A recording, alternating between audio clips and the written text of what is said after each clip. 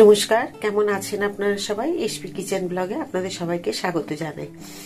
আজকে আমি আপনাদেরকে রান্না করে দেখাবো পাপড়ের অমলেট কারি। তো ওটা একটা গ্রেভিযুক্ত রান্না করে দেখাবো। তো রান্নাটা কিভাবে আমি করছি শেষ পর্যন্ত আপনাদেরকে ভিডিওটা দেখার জন্য অনুরোধ রইল। তো সাথে থাকুন, আপনাদেরকে আমি দেখাচ্ছি কিভাবে করতে হবে পাপড়ের অমলেট কারি।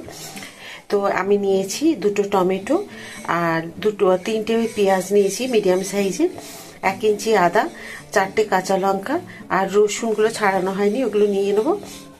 ব্যাস, এর সাথে আমি দেবো জিরে, একটু চারমগজ। এইগুলোকে আমি একসাথে বেটে নেব। তো আমি এখন এগুলোকে বেটে নিই, তারপর আপনাদেরকে দেখাচ্ছি।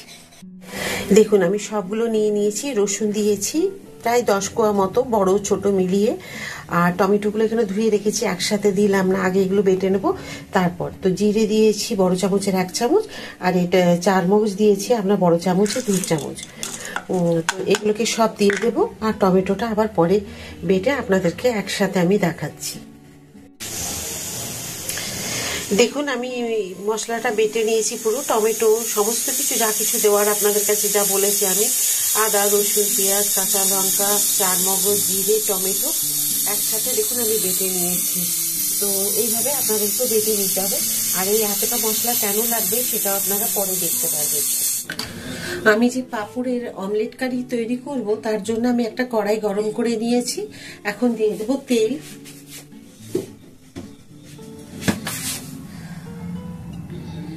একটুখানি তেল দিয়ে দিলাম, দিয়ে দেবো একটু কালো জিরে। আমি যে মশলাটা বেটে রেখেছিলাম সেই মশলাটা দিয়ে দিলাম হলুদ, স্বাদ মতো একটুখানি নুন, দেবো একটুখানি চিনি। এই যে দেখুন মশলাটা ভাজা হয়ে গেছে। এখন এটাকে আমি একটা ডিশের মধ্যে নামিয়ে নেব। কিন্তু এই এতটা মশলা আমার গ্রেভিতে লাগবে না কারি করতে। এটা আমি কি করব সেটা দেখুন। আমি এখন ঢেলে নেব। আমি যে মশলা ধোয়া বাটি আর এখানে কড়াই যে লেগে আছে মশলা, এর মধ্যে আমি জল দিয়ে দিলাম। এই জলটাও আমার কাজে লাগবে, এখানে কোনো কিছু ফেলা যাবে না। এখানে আমি 4 চামচ কর্নফ্লাওয়ার নিয়েছি, একটা এমনি প্লেন থালা নিয়েছি, 4টে পাপড় নিয়েছি। দেখুন, 1, 2, 3, 4টে, এই 4টে পাপড় নিয়েছি, আলাদা রাখলাম। আর এখানে যে মশলাটা নিয়েছি সেটা এবার আমি কি করব সেটা আপনাদের দেখাবো। কর্নফ্লাওয়ারে আমি দিয়ে দেবো একটুখানি নুন,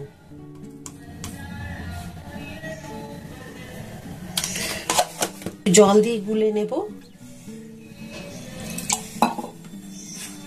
এখানে আপনারা চাল গুঁড়ো ব্যবহার করতে পারেন, চালের গুঁড়ো যে থাকে সেটাও ব্যবহার করতে পারেন।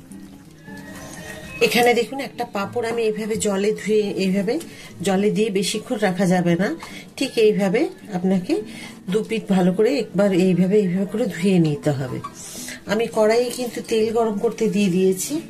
এখন দেখুন এখানে আমি এটা নিয়েছি, পাপড়টা নিয়েছি, আবার একটু সরিয়ে দিই। এখানে পাপড়ে দেখুন একটুখানি মশলা দিয়ে দেব।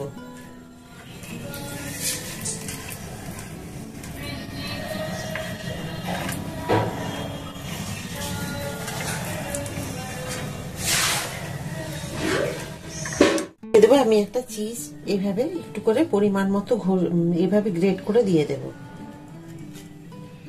ব্যাস, এখন এইটা 4 সাইডে লাগিয়ে দেব, ঠিক এইভাবে।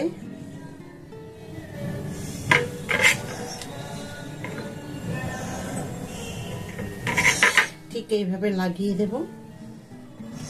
তারপর আবার এটাকে এইভাবে দেব, আবার এটাকেও এইভাবে দেব। তারপর আমি এটাকে ভালো করে সিল করে নিলাম। দিয়ে দেখুন এখন আমি দেব এই যে আমি কর্নফ্লাওয়ারের গোলাটা করে রেখেছি, এটার মধ্যে একটুখানি কোট করে নেব। ব্যাস, এবার আমি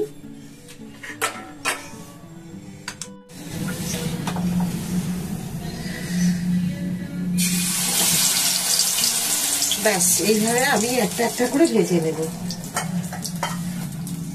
আবার একটা পাঁপড় নেব এইভাবে, ঠিক সেম ভাবে দেখুন এইভাবে নিলাম। ওটা একটু ভাজা হয়ে যাক। দেখুন একটা ভাজা হয়ে গেছে, কি সুন্দর হয়েছে দেখুন দেখতে। এই যে দেখুন, আবার একটা গ্রেট করে নেবো এইভাবে, একটুখানি চিজ দিয়ে দেব। ঠিক সেম ভাবে আমি ধারগুলোকে এভাবে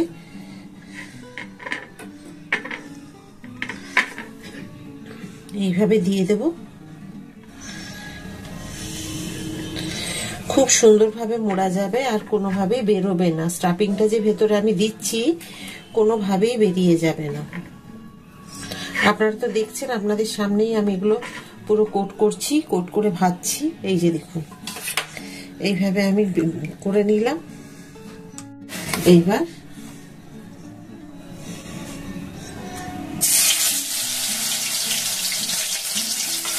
এইভাবে সবগুলোকে আমি ভেজে নেব।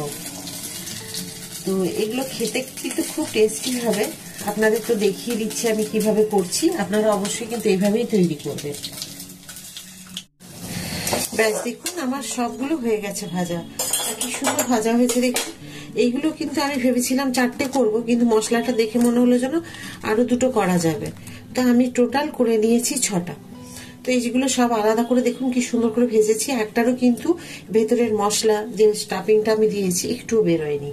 তো এটা সাইডে থাক। কড়াই তো তেল আছেই অনেকটা, আমি দিয়ে দিলাম ছোট 3টে তেজপাতা আর একটুখানি জিরে।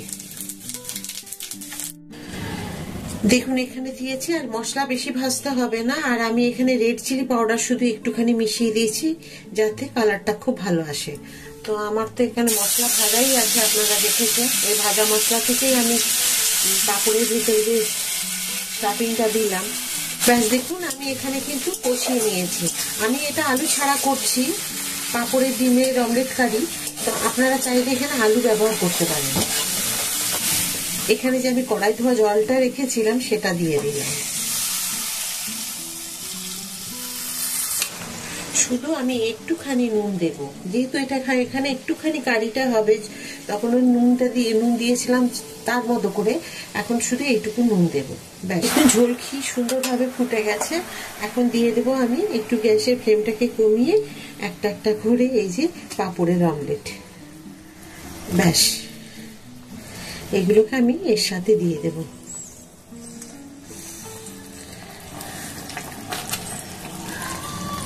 ব্যাস আমি সবগুলোকে দিয়ে দিলাম।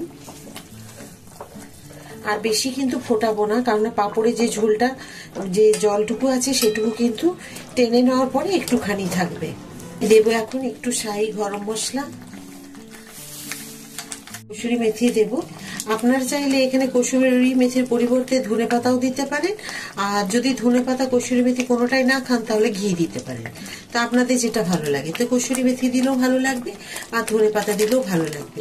ঘিটা না দেওয়াই ভালো, কারণ আমরা সাধারণত ডিমের অমলেট কারিতে ঘি খাই না, হয়তো আমরা গরম মশলা খাই, ধনেপাতা কসুরি মেথি এগুলো খাই, এই জন্য এটাই ভালো লাগবে। তো দেখুন আমার রান্নাটা কমপ্লিট হয়ে গেছে। আজকে দেখুন পাঁপড়ে ডিমের অমলেট কারি যে আমি করেছি রান্না, দেখে মনেই হচ্ছে না এটা পাঁপড়ের তরকারি। পাঁপড়ে যে আমি রান্না করেছি দেখে মনে হচ্ছে যেন আমরা ডিমগুলোকে যেরকম ভাবে অমলেট করি চৌকো বা গোল করে, তো ঠিক সেই রকমই দেখতে মনে হচ্ছে। আর দেখতেও খুব সুন্দর হয়েছে। আর বললাম যে আপনারা চাইলে আলুও এর সাথে দিতে পারেন।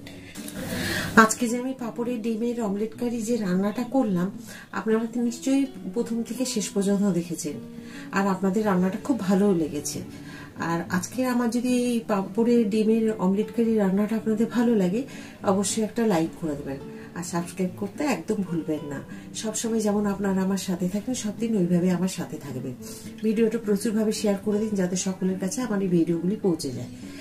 আবার একটা নতুন ভিডিওতে নতুন রান্না নিয়ে আপনাদের কাছে আমি চলে আসবো। সবাই খুব ভালো থাকুন, সুস্থ থাকুন, এই বলে আজকের ভিডিওটা এখানে শেষ করছি। নমস্কার।